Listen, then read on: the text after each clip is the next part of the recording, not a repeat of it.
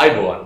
එදිනෙදා ජීවිතයේ ඔබ වැඩ කටයුතු කරගෙන යද්දී ඔබට යම්කිසි රෝගී තත්ත්වයක් වැළඳුනොත් එහෙම එදිනෙදා ජීවිතයේ වැඩ කටයුතු කරගෙන යාමේ අපහසුතාවයක් ඇති වෙනවා. ඉතින් ඒ නිසා ඒ රෝගී තත්ත්ව වලින් වැළකී සිටීම, රෝගී තත්ත්ව සඳහා නිසි ප්‍රතිකාර ක්‍රම ලබා ගැනීම එදිනෙදා ජීවිතයේ කටයුතු කරගෙන යද්දී අපිට බොහොම වැදගත්. ඉතින් ඒ නිසා ඒ සෞඛ්‍ය කාරණා පිළිබඳව, ඒ ගැටලු පිළිබඳව අපි ඔබ දැනුවත් කරන්නටයි ආමාශාන්ත්‍රික සහ අක්මා රෝග විශේෂඥ වෛද්‍යවරුන්ගේ සංගමය ලෙස මේ විදිහට ඔබ හමුවට ඇවිල්ලා ඒ සෞඛ්‍ය කාරණා පිළිබඳව අපි ඔබ දැනුවත් කරනවා. ඉතින් මේ වැඩසටහන් මාලාවේ තවත් එක් වැඩසටහනකයි අපි දැන් ඔබත් සමග මුණ ගැහෙන්නට සූදානම් වෙන්නේ. අදත් විශේෂඥ වෛද්‍යවරයෙක් සමග අපි කරුණු කාරණා රැසක් ඔබ වෙනුවෙන් කතා බහ කරන්න බලාපොරොත්තු වෙනවා.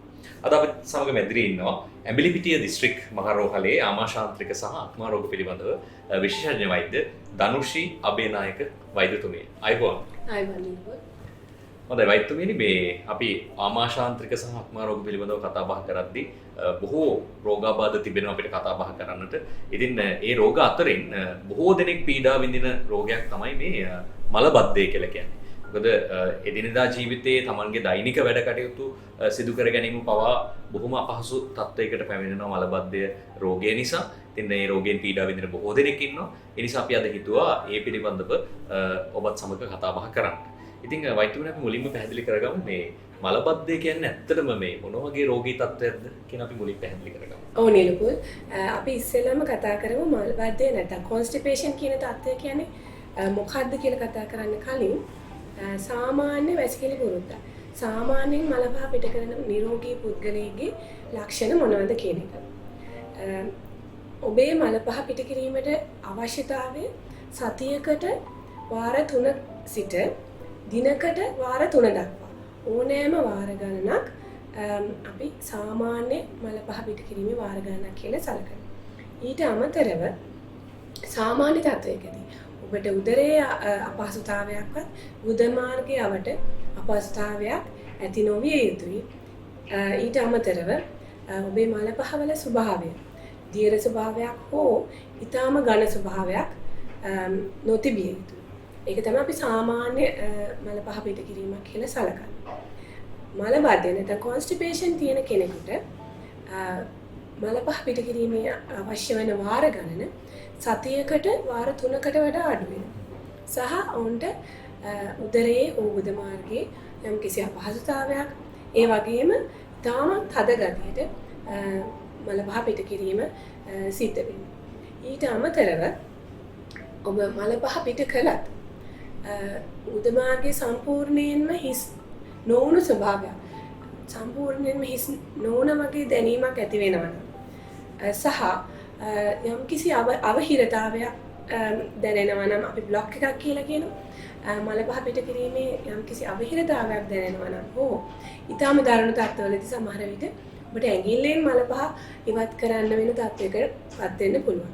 එන්න මේ රෝග ලක්ෂණ ඔබට තියෙනවා නම් ඔබ පීඩා විඳින්නේ මල බද්ධය කියන රෝගී තත්ත්වයෙන් වෙන්න පුළුවන්. මීට අමතරව දිගින් දිගටම මේ කොන්ස්ටිපේෂන් එක නැත්නම් මල බද්ධය තිබුණොත් ඔබට මේකට අදාළ සංකුලතා කියන්නේ උදර මාර්ගයේ අවට පැලීමක් නැත්නම් තුවාල වීමක් සිද්ධ වෙන්න පුළුවන්. රුධිරේ වහනය වීමක් ඒත් එක්කම සමහර විට ආර්ෂස් කියන හිමොරොයිඩ්ස් කියන තත්ත්වය ඇති වෙලා උදර මාර්ගයේ අවට ගෙඩියක් අහු වෙන්න පුළුවන්. රුධිරේ වහනය වීමක් ඇති වෙන්න පුළුවන්.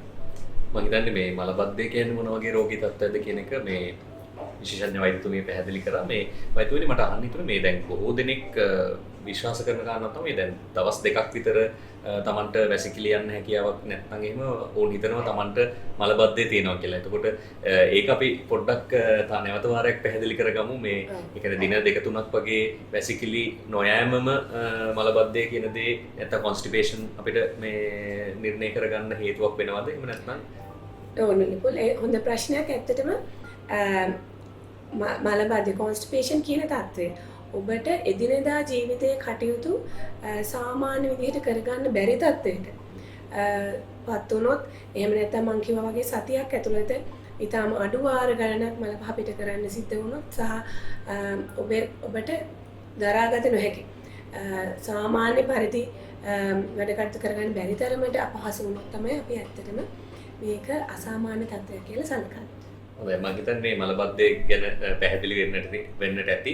ඔබට තියෙන ගැටලු निराකරණය වෙන්නට ඇති. ඉතින් වෛද්‍යතුමනි මේ අපි බොහෝ රෝගී තත්ත්වවලට අපි දන්නවා විවිධ අවදානම් සාධක සහ සමහර වයස් කාණ්ඩවලට සමහර විශේෂ අවදානම් සාධක තියෙන කාණ්ඩවලට ඒ රෝගී තත්ත්ව වැළඳීමේ වැඩි අවදානමක් තියෙනවා. ඉතින් වෛද්‍යතුමනි මේ කොන්ස්ටිපේෂන් එහෙම නැත්නම් මලබද්ධයටත් ඒ වගේ හේතු බලපාන්න පුළුවන්ද?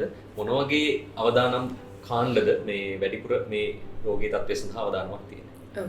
අවදානම් කාණ්ඩ ගැන අපි කතා කරොත් මුලින්ම වැඩිහිටි පුද්ගලයන්, ඒ කියන්නේ වයෝවෘද්ධ තත්ත්වයේ පුද්ගලයන්ට අපි දකිනවා මලබද්ධය කොන්ස්ටිපේෂන් කියන තත්ත්වයේ වැඩි ප්‍රවණතාවයක් තියෙනවා. ඒකට හේතුව තමයි වයසට යාමත් එක්ක ශාරීරික ක්‍රියාශීලීත්වය අඩු වෙනවා. ඒකත් එක්කම බඩවැල් වල ක්‍රියාකාරීත්වයත් යම් තරමකට අඩුවීමක් සිද්ධ වෙන්න පුළුවන්. ඒ වගේම මේ වැඩිහිටි පුද්ගලයන් වෙනත් කුමන හෝ රෝගී තත්ත්වයකට සමහර ඖෂධ පාවිච්චි කරනවා. මේ ඖෂධ නිසා මලබද්ධ තත්ත්වය ඇති වෙන්න පුළුවන්. ඒ වගේම ඔවුන් දිනකට පානය කරන ජල ප්‍රමාණය අඩුවීමකින් මේ කාණ්ඩයට වැඩිහිටි පුද්ගලයන්ට අපි දකිනවා වැඩිපුර මලබද්ධ තත්ත්වය ඇතිවීමේ ප්‍රවණතාවයක් තියෙනවා. ඒ වගේම කාන්තා පාර්ශවය පුරුෂ පාර්ශවයට සාපේක්ෂව කාන්තා පාර්ශවය අපි දකිනවා මලබද්ධ තත්ත්වය ඇතිවීමේ වැඩි ප්‍රවණතාවයක්. මීට අමතරව යම් මානසික අසමතුලිතතාවයන් තියෙන විශේෂයෙන් විෂාදය වගේ රෝගී තත්ත්ව, ඒ වගේම සමහර ස්නායු රෝග, පාකින්සන් වගේ ස්නායු රෝග තියෙන පුද්ගලයන්ට මේ වැඩි අවදානමක් තියෙනවා මේ වගේ තත්ත්වයක් ඇති වෙන්න. ඊට අමතරව අපේ ජීවන රටාවේ වෙනස්කම්, විශේෂයෙන්ම ආහාර රටාව. ආහාර රටාව ගැන කතා කරොත් තන්තු සහිත ආහාර අඩුවෙන්, ඒ කියන්නේ විශේෂයෙන්ම එළවලු සහ පළතුරු අඩුවෙන් පරිභෝජනයට ගන්න පුද්ගලයෙකුට, ඒ වගේම ෂණික ආහාර, අපි කියන processed food කියලා, processed food වැඩිපුර ගන්න පුද්ගලයෙකුට සහ කැෆේන් අඩංගු කෝපි වගේ පානයන් වැඩිපුර ගන්න පුද්ගලයන්ට මේ සාධක නිසා වැඩි අවදානමක් තියෙන කොන්ස්ටිපේෂන් තත්ත්වය ඇති වෙන්නේ. හොඳයි වෛද්‍යතුමී පැහැදිලි කරා මේ මොන වගේ අවදානම් කාණ්ඩද, මොන වගේ වයස් කාණ්ඩවලටද නැත්නම් මොන වගේ පුද්ගලයන්ටද වැඩි අවදානමක් තියෙන්නේ මේ මලබද්ධය එහෙම නැත්නම් කොන්ස්ටිපේෂන් ඇති වෙන්නේ කියලා. ඉතින් වෛද්‍යතුමනි මේ විවිධ රෝගාබාධ වලට අපි මේ එක හේතු බලපානවා. එතකොට මේ මලබද්ධයටත් මොන වගේ හේතුද බලපාන්නේ? ඕනිලුපුත් අපි හේතු ගැන කතා කරොත් විශේෂයෙන්ම සමහර රෝගී තත්ත්ව අපි සුලභව දකිනවා තයිරොක්සින් ඌනතාවය තියෙන රෝගීන්ට විශේෂයෙන්ම මලබද්ධය කියන තත්ත්වය ඇතිවීමේ අවදානමක් තියෙනවා. ඒ වගේම සමහර අපි දන්නවා දියවැඩියාව රෝගය කාලයක් තිස්සේ තියෙනකොට ස්නායු වලට යම් බලපෑම් ඇති කරන්න පුළුවන්. ඒ වගේම බඩවැල් වලට සපයන ස්නායු වල යම් අකර්මණ්‍යතාවය ඇති වෙලා දියවැඩියාව කාලයක් තියෙන රෝගියෙකුට මලබද්ධය ඇති වෙන්න පුළුවන්. ඒ වගේම ස්නායු සහිත ස්නායු ආබාධ මම කලින් කිව්වා වගේ පාකින්සන් රෝගී තත්ත්වයේදී අපි විශේෂයෙන්ම දකිනවා මේ මලබද්ධ තත්ත්වය. ඊට අමතරව ඖෂධ අපි වෙනත් රෝගී තත්ත්වයකට ලබා දෙන ඖෂධ විශේෂයෙන් වේදනානාශක හැම වේදනානාශකයක්ම නෙවෙයි. හැබැයි අපි දන්නවා මෝෆීන් කියන ඖෂධයේ සමහර දන්නවා නමින් මේ කාණ්ඩයේ ඖෂධ වර්ග වේදනානාශක වලින් මලබද්ධ තත්ත්වය ඇති වෙන්න පුළුවන්. ඒ වගේම අපි ગેස්ට්‍රයිටිස් වලට අපි සුලභව භාවිතා කරන ඖෂධ සිරප් වර්ග වලින් ඇති වෙන්න පුළුවන්.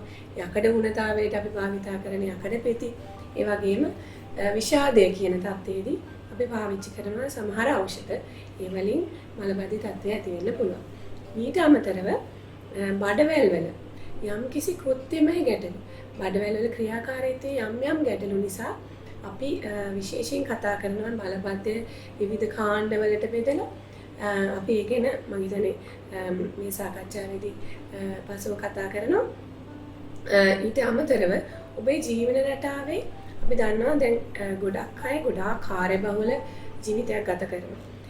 මේ කාර්යබහුලත්වයත් එක්ක සමහර විට අපිට වැසිකිලි යාමේ අවශ්‍යතාවය ආවත් සමහර වෙලාවට වෙනත් දේවල් හින්දා අපිට මේ අවශ්‍යතාවය මැඩ පවත්ව ගන්න වෙනවා. කල් දාන්න වෙනවා. දිගින් දිගටම මේ අවශ්‍යතාවයේ කල් දැම්මොත් අන්න ඒක තව හේතුවක් මලබද්ධය තත්ත්වය ඇති වෙනවා. දැන් මම හිතන්නේ අන්තිම අවසාන වශයෙන් මේ වෛද්‍යතුමිය පැහැදිලි කරපු කාරණා මේ බොහෝ දෙනෙක් තමන්ගේ නිසි ස්ථානයක් නොමැතිකම සහ කාර්යබහුල ජීවන රටාව නිසා මල පහ කිරීමේ පුරුද්ද ඔවුන්ට අතපසු වෙනවා සහ ඔවුන් හිතාමතාමත්ය කල් දමන්නට උත්සාහ කරනවා. මම හිතන්නේ වෛද්‍යතුමිය පැහැදිලි කරපු ආකාරයට එයත් මලබද්ධය එහෙම නැත්නම් කොන්ස්ටිපේෂන් ඇති වෙන්න හේතු කාරණාවක් වෙනවා දීර්ඝකාලීනව ඒ විදිහට ඔබ කටයුතු කරොත් එහෙම. ඉතින් වෛද්‍යතුමියගෙන් අහන්න හිතුණු තවත් කාරණාවක් තමයි මේ අපි දකිනවා ගොඩක් වෙලාවට දැන් ආමාශයේ සහ බඩවැල් ආශ්‍රිත රෝගාබාධවල මල පහ කිරීමේ පුරුද්ද වෙනස් වෙනවා. ඒ කියන්නේ දෛනික මල පහ කිරීම එක්ක වාර ගන්න වැඩි වෙන්නට පුළුවන්. මේ වගේ තත්ත්වයන් ඇති වෙන්න පුළුවන්. ඒතකොට මේ මලබද්ධය තියෙන රෝගියෙක් මලබද්ධය රෝග ලක්ෂණයක් විදිහට පෙන්වුම් කරන රෝගියෙක්ටත් ඒ වගේ ආමාශය සහ උදරය ආශ්‍රිතව බඩවැල් ආශ්‍රිතව දරුණු රෝගාබාධයක් තියෙන්න හැකියාවක් තියෙනවා. මොකද රෝග ලක්ෂණයක් විදිහට මලබද්ධය ගැන හිතුවොත් එහෙම දරුණු රෝගයක් ගැන ඒ වගේ රෝගියෙක් වද වෙන්න අවශ්‍ය වෙනවද? ඔව් ඇත්තටම වැදගත්ම කාරණය තමයි ඊටාම සුලභ තත්ත්වයක් මේ කොන්ස්ටිපේෂන් කියන තත්ත්වය. ඒ තත්ත්වයේදී හේතුව විදිහට වැඩි දෙනෙකුට තමන්ගේ ජීවන රටාව වෙනස් කරලා සහ ඖෂධ භාවිතයෙන් මේ තත්ත්වයෙන් මිදෙන්න පුළුවන්. නමුත් සුළුතරයකට මේ මලබද්ධය කියන තත්ත්වය යම් කිසි දරුණු රෝග තත්ත්වයක රෝග ලක්ෂණයක් වෙන්න පුළුවන්. විශේෂයෙන් බඩවැල් ආශ්‍රිත පිළිකා තියෙන රෝගියෙකුට පළවෙනි රෝග ලක්ෂණය විදිහට මලබද්ධය කොන්ස්ටිපේෂන් කියන තත්ත්වය ඇති වෙන්න පුළුවන්.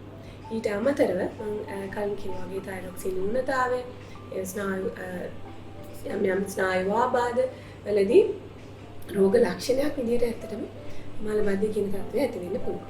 මම හිතන්නේ වෛද්‍යතුමිය පැහැදිලි කරා මලබද්ධයේ තියෙන රෝගියෙක් බිය යුතු අවස්ථා පිළිබඳව වෛද්‍යතුමිය පැහැදිලි කරා. ඉතින් වෛද්‍යතුමියනි මේ මලබද්ධය දැන් බොහෝ දෙනෙක්ට සමාජය අපි ගත්තොත් එහෙම බොහෝ දෙනෙක්ට එදිනදා ජීවිතයේ මුණ ගැහෙන පුද්ගලයන්ට මේ මලබද්ධයේ රෝගී තත්ත්වය තියෙනවා. ඒකට මේ මලබද්ධයේ තියෙන හැම රෝගියෙක්ම වෛද්‍යවරයෙක් මුණ ගැහෙන්න අවශ්‍ය වෙනවද? එහෙම නැත්නම් මොන වගේ අවස්ථාවලදීද මේ කොන්ස්ටිපේෂන් එහෙම නැත්නම් මලබද්ධයේ තියෙන රෝගියෙක් වෛද්‍යවරයෙක් මුණ ගැහෙන්නට අවශ්‍යයි? ඉතාම වැදගත් ප්‍රශ්නයක් නිලුපුල්. ඔබ අවුරුදු 50ට වැඩි සහ ඔබේ පවුලේ ඥාතියෙක් මව් පාර්ශවයේ හෝ පිය පාර්ශවයේ ළඟම ඥාතියෙක් බඩවැල් ආශ්‍රිත පිළිකා තත්ත්ව වලින් පෙළුණ නම් ඔබට ජානමය බලපෑම නිසා යම්කිසි අවදානමක් තියෙනවා බඩවැල් ආශ්‍රිත පිළිකා වැළඳෙන.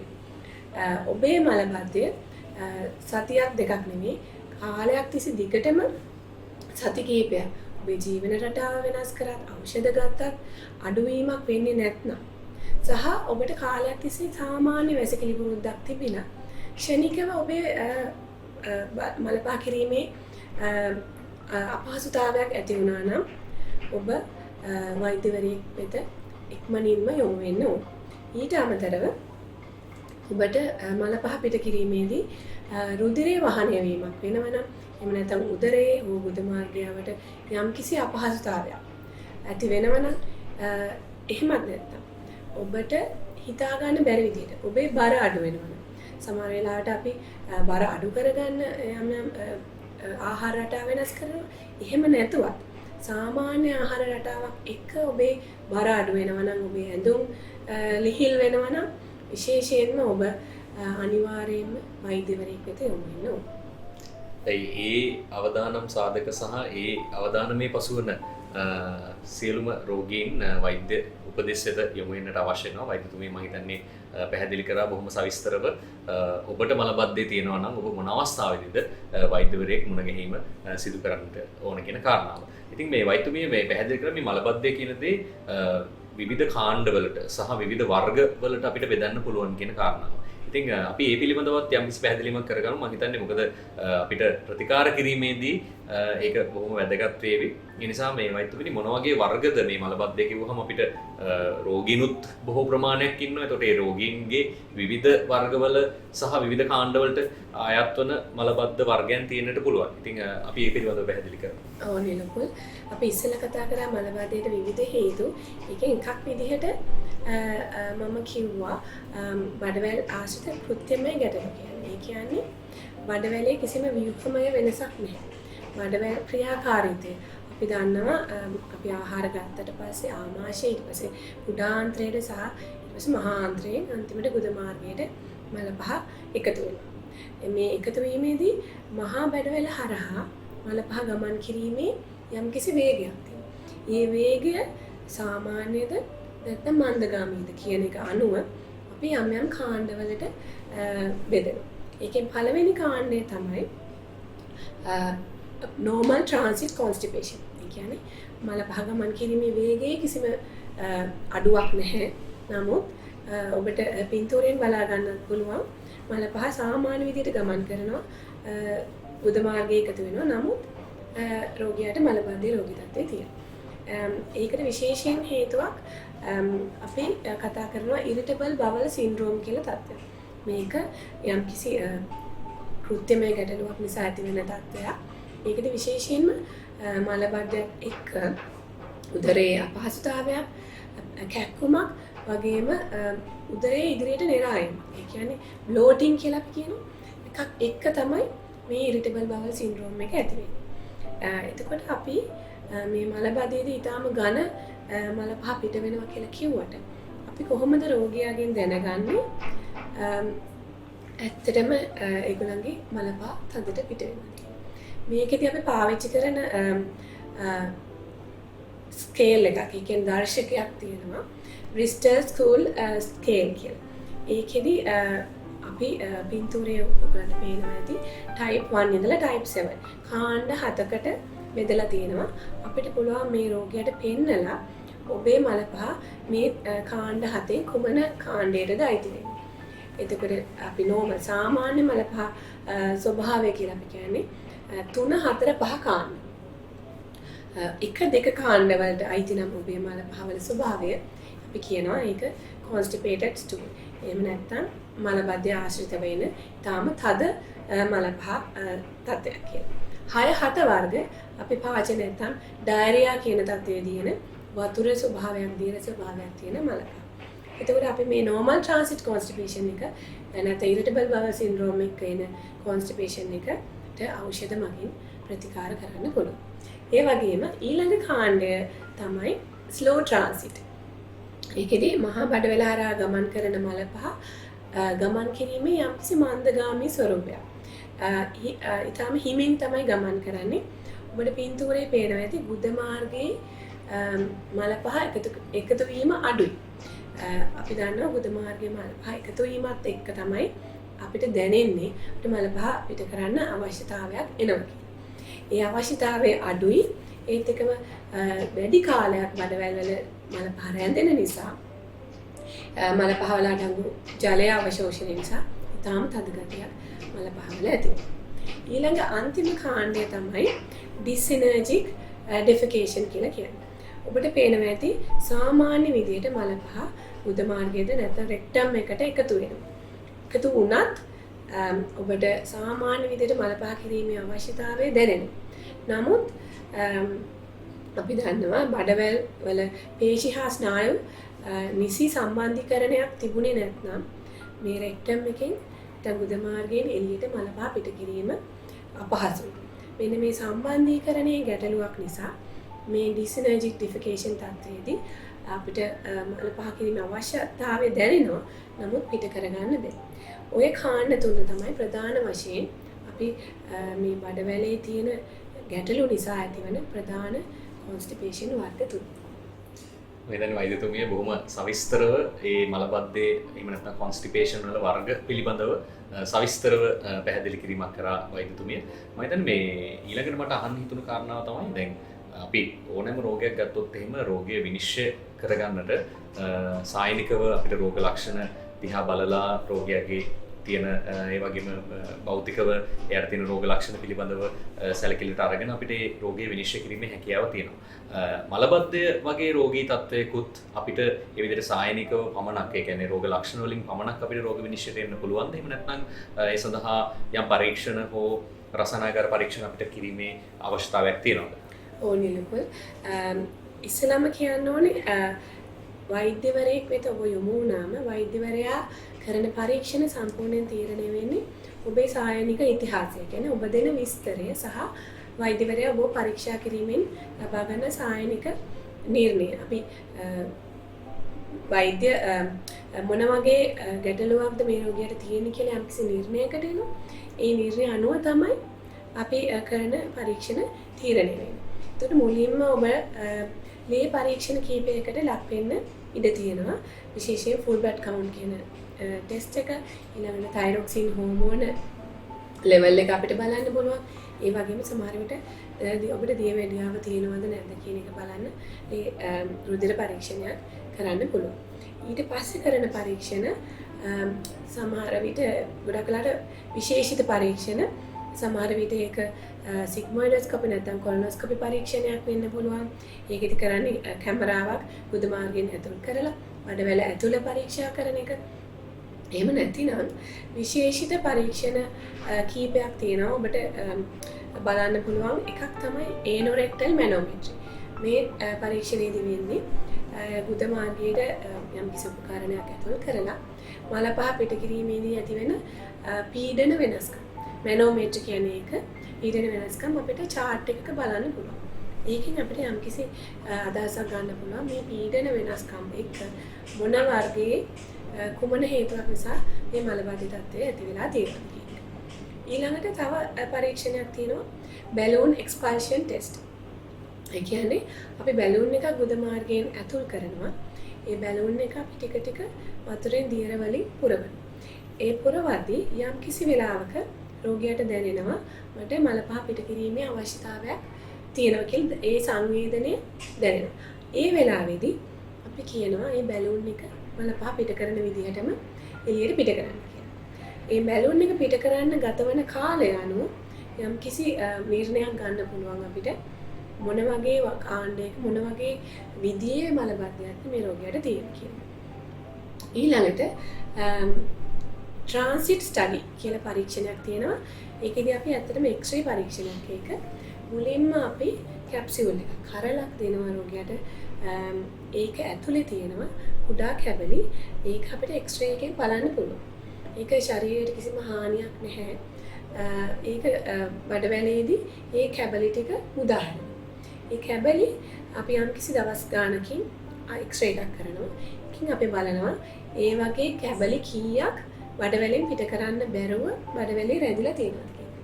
ඒ අනුව අපි යම් කිසි තීරණ වලට එනවා මේ බඩවැල් ක්‍රියාකාරීත්වයේ මන්දගාමී ස්වරූපයක් තියෙනවද නැත්නම් normal transit, slow transit, constipation එකක්ද කියන එක. ওই පරීක්ෂණ තමයි මූලිකව අපි මලබද්ධය තියෙන රෝගියෙකුට මූලිකවම කරන පරීක්ෂණ ටික. හොඳයි, මම හිතන්නේ වෛද්‍යතුමිය බොහොම සවිස්තරව පැහැදිලි කරා නව තාක්ෂණික ක්‍රමවේදත් ඔස්සේ කොහොමද මලබද්ධය සහිත රෝගියෙක් වෛද්‍යවරයෙක් හමුවට ආවට පස්සේ ඒ සඳහා අවශ්‍ය පරීක්ෂණ කටයුතු සිදු කරලා රෝග විනිශ්චය කරන්න කියලා. මට මේ දැන් මේ පරීක්ෂණ ටික අහගෙන ඉඳි හිතුනේ මේ හැම රෝගියෙක්ම ওই පරීක්ෂණ වලට ලක්වීමේ අවශ්‍යතාවයක් තියෙනවා. මොකද අපේ අහගෙන ඉන්න අපේ ප්‍රේක්ෂක හිතවතුන් හිතනවා ඇති දැන් Tamanට මලබද්ධය තියෙනවා නම් මම වෛද්‍යවරයෙක් ගාවට ගියාට පස්සේ මටත් මේ සියලු පරීක්ෂණ වලට ලක් වෙන්න අවශ්‍යද කියලා. ඉතින් ඒකට මොකක්ද දෙන්න තියෙන උත්තරේ? ඇත්තටම නැහැ. මම කලින් කිව්වා වගේ වැඩි දෙනෙකුට හරිම සුලභ තත්ත්වයක් මේ constipation කියන එක. වැඩි දෙනෙකුට ඒනොත් වැඩි දෙනෙකුට අපිට ජීවන රටාව වෙනස් කරලා මේ මලබද්ධ තත්ත්වයෙන් මිදෙන්න පුළුවන්. සමහරුන්ට ඖෂධ භාවිතා කරන්න වෙන්න පුළුවන්. ඒනොත් ඊටාම සුළුතර කොටසකට විතරයි මේ වගේ විශේෂ පරීක්ෂණ කරන්න අවශ්‍ය වෙන්නේ. ඒ නිසා ඔබ කලබල විය යුතු නෑ. ඔබට වෛද්‍යවරයා මේ පරීක්ෂණ කරන්න ලබා දුන්නේ නැහැ කියලා අත්‍යවශ්‍ය අවස්ථාවකදී විතරයි ඔබට මේ වගේ පරීක්ෂණ විශේෂ පරීක්ෂණ වලට ලක් විය යුත්තේ. මම හිතන්නේ අපි කතා බහ කළා. මම හිතන්නේ මේ ප්‍රශ්නෙට පිළිතුරක් ලැබෙන්නට ඇති ඔබට.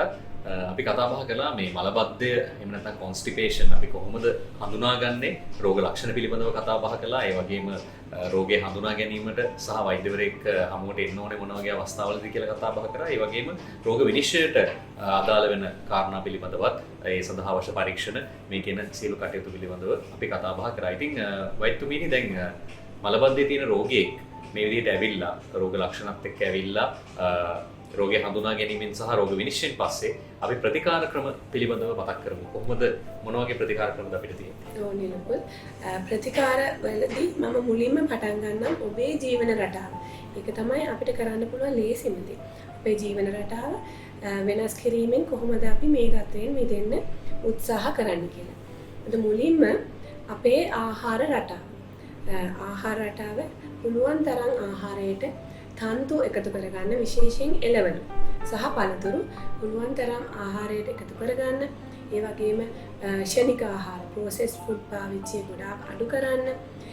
සමහර වෙලාවට දිරවන්න අමාරු මාංශ වර්ග තියෙන පුළුවන් red meat, රතු මස් වර්ග වෙන්න පුළුවන්. ඒවා සාමාන්‍ය ප්‍රමාණයට ගත්තට වැරදක් නැහැ. හැබැයි අනවශ්‍ය ලෙස ගොඩාක් පරිභෝජනය සුදුසු නැහැ. ඒ වගේම කැෆේන්, කෝපි පානය පුළුවන් තරම් අඩු කරන්න මේ තත්ත්වය මගහරවා ගන්න. ඒ ආහාර රටාව ගැන අපි කතා කරේ. ඊට අමතරව දිනකට ඔබ පරිභෝජනය කරන ජලය ප්‍රමාණය. අපි කියනවා අඩුම තරමේ දවසකට සම්පූර්ණ කෝප 8ක්වත් දවසට පාවිච්චි කරන්න කියලා. හැබැයි ඔබ එළිය අවුවේ නිතරම එළියේ අවුවේ ඉන්න වැඩ කරන පුද්ගලයෙක් නම් ඔබේ ජලයේ අවශ්‍යතාවය ඊටත් වඩා වැඩි වෙන්න පුළුවන්. ඒ වගේම ව්‍යායාම. දවසකට අඩුම තරමේ පැය භාගයක් යම්කිසි ශරීරයේ වෙහෙසවන ව්‍යායාමයක යෙදෙන්න පුළුවන් නම් සතිය දවස් 7ම බැරි නම් සතිය දවස් 5ක්වත් යම්කිසි ව්‍යායාමයක් ඇවිදීම වෙන්න පුළුවන්, දිවීම වෙන්න පුළුවන්, ජොගින් කියලා කියනවා. එහෙම නැත්නම් බයිසිකලයක් පදින්න පුළුවන්, නැත්නම් පිහිනුම් ක්‍රීඩාව. ඔය ඕනම ක්‍රියාකාරකමක් කිරීමෙන් අපට ශාරීරික ක්‍රියාකාරීත්වය වැඩි වීමත් එක්කම බඩවැල් වල සංකෝචනය ක්‍රියාකාරීත්වය වැඩි කරගන්න පුළුවන්. ඊට අමතරව මම අර කලින් කිව්වා වගේ වැසිකිලි යාමේ අවශ්‍යතාවය. ඔබේ වැසිකිලි යන අවශ්‍යතාවයට යම්කිසි ඉඩක් දෙන්න. දවසේ ඔබේ වැඩ කටයුතු කාලසටහනේ යම්කිසි වෙලාවක් විශේෂයෙන්ම ආහාරයකින් පස්සේ තමයි බඩවැල් වැඩිපුරම ක්‍රියාකාරී වෙන්නේ. ඒ වගේ යම්කිසි වෙලාවක් ඔබේ දිනචර්යාවේ කොටසක් වැසිකිලි යාම වෙනුවෙන් වෙන් කරන්න. ඒ ටික තමයි අපේ ජීවන රටාවේ වෙනස්කම් අපිට කරන්න පුළුවන්. ඊළඟට අපි බලමු ඖෂධ වර්ග අපිට භාවිතා කරන්න පුළුවන් මොනවද කියන එක. ඔබට පේනවා ඇති ඖෂධ වර්ග ගොඩක් තියෙනවා ඇත්තටම වෙළඳ පොලේ. මේ විවිධ ඖෂධ ලැක්සටිව්ස් වලින් කරන්නේ විවිධ කර්තව්‍යයන්. මුලින්ම අපි කතා කරොත් බල්කින් ඒජන්ට්ස්. කියන්නේ මල පහවල ප්‍රමාණය වැඩි කරන ඖෂධ ලැක්සටිව් වර්ග තියෙනවා. ඊළඟට ඔස්මොටික් ඒජන්ට්ස්. ඔස්මොටික් කියන්නේ මල පහවලට වතුර අවශෝෂණය වැඩි කරලා මල පහවල ප්‍රමාණය වැඩි කරනවා. ඒ වගේම ලිහිසි ස්වභාවයක් ඇති කරනවා. ඔස්මොටික් ඒජන්ට්ස්. ඊළඟට තියෙනවා අපි දන්නවා බඩවැල් වලින් ක්‍රමාකෝචනය. පේශි සංකෝචනයෙන් තමයි බඩවැල් හරහා ගුද මාර්ගය දක්වා මල පහ ගමන් කරන්නේ. එතකොට මේ පේශිවල ක්‍රියාකාරීත්වය වැඩි කරන ස්ටිමුලන්ට් ලැක්සටිව්ස් තියෙනවා. ඊළඟට මේ පේශි සහ ස්නායු හොඳ සම්බන්ධීකරණයක් තියෙනවනේ. මේ ස්නායු වල විවිධ ක්‍රියා කරන විවිධ ස්ථානවලට පොඩක් උදව් කරන මේ ක්‍රියාකාරීත්වය වැඩි කරන සමහර ඖෂධ වර්ග තියෙනවා. එතකොට අපි ෆස්ට් ලයින් ට්‍රීට්මන්ට් කියලා මුලින්ම අපි රෝගියාට භාවිත කරන ඖෂධ වර්ග තියෙනවා. ඊළඟට අසාර්ථක වුණොත් අපිට සෙකන්ඩ් ලයින් ඒජන්ට්ස් කියන්නේ විකල්ප මාර්ග වලට යන්න පුළුවන්. මෙහිදී ඖෂධ වර්ග විවිධ විදිහට භාවිත කරන්න පුළුවන්. කියන්නේ පෙති තියෙනවා. සමහර වෙලාවට සිරප් වර්ග තියෙනවා. සමහර වෙලාවට ඔබ භාවිතා කරලා ඇති සමහර විට පැකට් වර්ග, ඒ පැකට් එකේ කුඩු එකක් තියෙනවා. ඒ කුඩු එක දිය කරලා බොන්න තියෙනවා. ඒ වගේම ගුද මාර්ගයෙන් ඇතුල් කරන පෙති වර්ගයක් වෙන්න පුළුවන්. අපි සපොසිටරි කියලා කියනවා. මේ කුමන හෝ ඖෂධයක් ඔබට වෛද්‍යවරයා නිර්දේශ කරන්න පුළුවන්. අපි ජීවන රටාව වෙනස් කරලා සාර්ථකුන් නැත්නම් අපිට ඖෂධ වලට යන්න පුළුවන්. ඊළඟට විශේෂයෙන්ම මේ වැසිකිලි යාමේදී අපි වැඩිපුර මේ ලෙහෙසියෙන්ම මල පහ පිට කරන්න නිවැරදි නිරෝගී ඉරියව්වක් තියෙනවා. ඔබට පින්තූරේ බලන්න පුළුවන් වැරදි ඉරියව්ව තමයි අපි සාමාන්‍ය පුටුවක වාඩි වෙලා ඉන්න විදිහට වාඩි වෙලා ඉන්න එක. එතකොට කිසිම අපේ ඉරියව්වෙන් මේ මල පහ පිට කිරීමට උදව්වක් වෙන්නේ නැහැ. හැබැයි නිවැරදි පින්තූරේ ඔබට පේනවා ඇති කොන්ද නැවිලා. ඉස්සරහට කොන්ද නැවිලා වැලමිට තියෙන කලව උඩ. සහ කකුල් දෙක ඉස්සලා තියෙනවා යටින් බංකුවක් හෝ යම්කිසි දෙයක්කින් කකුල උස්සලා තියෙනවා. ඔබට පුළුවන් නම් මේ ඉරියව්වටම ඇඟිලි තුඩු වලින් කකුල් තවදුරටත් උස්සන්න. මෙන්න මේ ඉරියව්ව තමයි මල පහ පිට කිරීමට ඉතාම සහයෝගයක් දක්වන ඉරියව්ව. මොකද උදරයේ අපි දන්නවා පීඩනය වැඩි කිරීම. පීඩනය වැඩි තැනක ඉඳලා අඩු තැනකට අපි යම්කිසි දෙයක් ලේසියෙන්ම ගමන් කරනවා. ඒ හින්දා උදරයේ සහ ශ්‍රෝණිය කියන්නේ පෙල්විස් එකේ පීඩනය වැඩි කිරීමෙන් සහ බඩවැල් අවට සමහර මාංශ පේශි ලිහිල් කිරීමෙන් මල පහ පිට කිරීම පහසු කරන හොඳම ඉරියව්ව තමයි මේ ඉරියව්ව. හොඳයි, මම හිතන්නේ ඊටාම සවිස්තරව වෛද්‍යතුමිය පැහැදිලි කරා මලබද්ධය තියෙන රෝගියෙක්ට මොන වගේ ප්‍රතිකාර ක්‍රමද තියෙන කියලා. මේ වෛද්‍යතුමිය අර මේ අපි ලැක්සටිව්ස් ගැන කතා කරන්න යද්දී මේ මට අහන්න හිතුනේ දැන් බොහෝ දෙනෙක් මලබද්ධය තියෙද්දී වුන් කරන්නේ මේ ෆාමසියට ගිහිල්ලා අපි ඕවර් ද කවුන්ටර් මෙඩිකේෂන් කියලා කියනවා. එතකොට පෙති වර්ග එහෙම නැත්නම් දියර වර්ග නැත්නම් සපොසිටරි පවා මේ ලබා ගන්නට වුන් දැන් පුරුදු වෙලා තියෙනවා බොහෝ දෙනෙක්. ඉතින් මේ తত্ত্বය ඇත්තටම අපිට අනුමත කරන්න පුළුවන්ද? එහෙම නැත්නම් දිගින් දිගට මේ ඖෂධ ඕවර් ද කවුන්ටර් එහෙම නැත්නම් වෛද්‍යවරුන් ලබා දෙන ඖෂධ පවා තමන්ගේ නියමිත මාත්‍රාව ඉක්මවා ගිහිල්ලා භාවිතා කරන්නට බොහෝ දෙනෙක් පුරුදු වෙලා ඉන්නවා. මේක අපිට අනුමත කරන්න පුළුවන්ද? එහෙම නැත්නම් මොකද්ද මේ සඳහා තියෙන විකල්පය? ඔව් නිලුපුල්.